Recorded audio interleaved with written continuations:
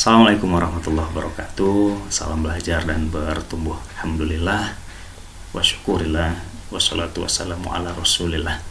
Pak Ibu, rekan-rekan semua, kembali bertemu dengan saya Arfan Effendi dalam rangkaian video pembelajaran pengadaan barang dan jasa. Sebelumnya kita sudah memulai dengan video tentang materi pelatihan tingkat dasar pengadaan barang dan jasa. Di materi pertama yang kita bicarakan tentang pengertian terkait pengadaan barang dan jasa, dan di sesi kedua ini kita akan coba berbicara tentang ruang lingkup pengadaan barang dan jasa. Mudah-mudahan Pak Ibu materi sebelumnya masih bisa kita ingat karena itu terkait pengertian ya. Nah, ini pengertian pengadaan barang dan jasa pemerintah. Ini di pasal 1 di awal-awal sekali, kegiatan pengadaan barang jasa oleh kementerian, lembaga, perangkat daerah yang dibiayai oleh APBN, APBD, yang prosesnya sejak identifikasi kebutuhan sampai dengan serah terima hasil pekerjaan. Nah, ini kemarin yang kita bicarakan. Nah, ini garis besarnya, ada perencanaan, ada persiapan pengadaan, ada pelaksanaan pengadaan. Mudah-mudahan masih ingat. Kita lanjut dengan ruang lingkup pengadaan barang dan jasa. Ibu bapak, rekan-rekan semua, ruang lingkup pengadaan barang dan jasa. Nah, kita lihat nih dari sisi institusi dan dari sisi anggarannya, sesuai dengan pengertian yang sudah kita pahami di awal tadi. Institusi di sini ada kementerian, ada lembaga, ada perangkat daerah. Berarti ini yang melaksanakan proses pengadaan barang dan jasa. Kementerian Kesehatan, Kementerian Pendidikan, Kebudayaan, Kementerian Keuangan, Kementerian PU. Nah, itu.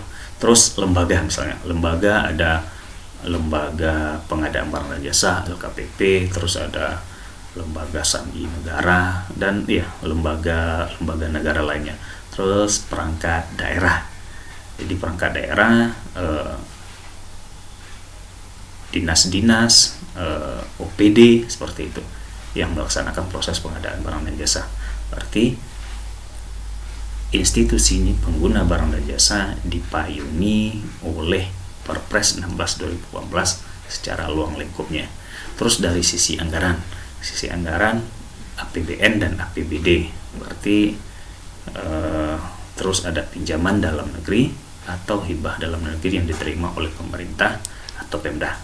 Terus ada pinjaman luar negeri dan atau hibah luar negeri. Nah, itu ruang lingkup tadi. Sekarang kita masuk ke jenis pengadaan barang dan jasa. Di sini apa saja? Ada 4. Pertama ada barang, kedua ada pekerjaan konstruksi, ada pekerjaan jasa konsultansi, dan ada pekerjaan jasa lainnya. Dan keempat ini dapat dilakukan secara terintegrasi. Kita lihat satu-satu, rekan-rekan semua,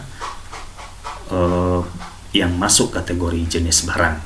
Pertama, setiap benda baik berwujud tidak berwujud, bergerak tidak bergerak, yang dapat diperdagangkan, dipakai, dipergunakan atau dimanfaatkan oleh pengguna barang. Jadi yang kita pahami adalah sesuatu yang bisa kita manfaatkan, bisa kita jual belikan, baik itu bergerak atau tidak bergerak. Ini masuk ke dalam kategori barang baik berwujud ataupun tidak berwujud. Kita contohkan misalnya dari kalau barang mulai dari bahan baku, misalnya ada bahan baku, ada batu kapur misalnya, terus ada tanah liat misalnya ya, kalau di perguruan tinggi ada yang mau bikin keramik atau mungkin banyak lagi. Untuk praktikum, bahan-bahan praktikumnya mahasiswa itu ada dari tanah liat misalnya, itu masuk kategori barang dari sisi bahan bakunya. Terus dari sisi bahan setengah jadi, misalnya ada mesin atau kerangka atau suku cadang akan seperpak mobil, seperti itu. Yang ketiga dari barang jadi, banyak ya barang jadi, misalnya komputer, kendaraan, peralatan kantor, meja, kursi, seperti itu. Dan ada makhluk hidup. Makhluk hidup juga masuk kategori barang. Makhluk hidup ya kalau di dinas peternakan misalnya beli bibit, peternakan perkebunan ya beli bibit, terus ada beli ternak, seperti itu. Ini masuk kategori barang.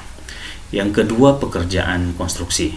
Ya, pengertiannya keseluruhan atau sebagian kegiatan yang meliputi pembangunan, pengoperasian, pemeliharaan, pembongkaran, dan pembangunan kembali suatu bangunan. Jadi contohnya mungkin ya pelaksanaan pembangunan gedung pendidikan. Apa saja dalam di situ, bisa jadi pembangunan baru, bisa jadi penambahan ruangan, bisa jadi peningkatan kapasitas gedungnya, dan renovasi. Ini masuk dalam semua ruang lingkup pekerjaan konstruksi. Ya, bisa jadi itu gedung sekolah, gedung perguruan tinggi, gedung labor. Terus ada pekerjaan konstruksi lainnya ke jalan, pemeliharaan, semacam itu. Selanjutnya, jasa konsultasi. Jasa konsultansi adalah jasa layanan profesional yang membutuhkan keahlian tertentu di berbagai bidang keilmuan yang mengutamakan adanya olah pikir. Cluenya ke olah otak, ya Pak Ibu. Berarti isi kepala seseorang itu yang kita dibeli atau dinilai. Ini yang jasa konsultansi, jasa layanan profesional. Misalnya ada jasa rekayasa, seperti itu. Ada jasa perencanaan, terus ada jasa desain, terus ada jasa pengawasan atau jasa supervision, seperti itu. Itu dalam konstruksi. Terus ada jasa-jasa lainnya dari sisi profesional seseorang, ya misalnya jasa penilaian, konsultan hukum, konsultan manajemen, pekerjaan survei, dan semacamnya. Terus kita lanjut dari apalagi ini, jasa lainnya. Jasa lainnya, jasa non konsultansi atau jasa yang membutuhkan peralatan, metodologi khusus, atau keterampilan dalam suatu sistem tata kelola yang telah dikenal luas di dunia usaha untuk menyelesaikan suatu pekerjaan. Jadi ini ke sisi keterampilan, sisi SOP yang sudah baku, dan itu kita sudah mahfum ya, sudah dikenal secara umum oleh masyarakat kita. Contohnya mungkin jasa keamanan, terus ada jasa boga atau catering, terus jasa cleaning service, apalagi sewa akomodasi. Nah, seperti itu masuk ke jasa lainnya. Nah, ini diintegrasikan. Jadi semua yang 4 tadi, ada kategori barang, jasa konstruksi, ada jasa konsultan, dan jasa lainnya, itu bisa dilakukan secara terintegrasi. Apa saja contohnya? Nih, contohnya ada pekerjaan rancang bangun, terus ada pekerjaan IT solution. Jadi IT solution ya, misalnya kita mau bangun sebuah sistem informasi. Jadi mulai dari sisi konsultan perencananya, terus nanti ada desain tampilan antar muka, antar di sistem informasi itu, terus database-nya, segalanya. Terus nanti itu kan dari sisi konsultan ya, kita beli barangnya misalnya, dan ini terintegrasi. Terus ada pekerjaan engineering, procurement, construction, ada pekerjaan pembangunan dan pemeliharaan. Itu kesemuanya bisa diintegrasikan. Demikian Bapak Ibu, rekan-rekan semua, video kali ini. Kita lanjutkan di video berikutnya. Salam belajar dan bertumbuh. Assalamualaikum warahmatullahi wabarakatuh.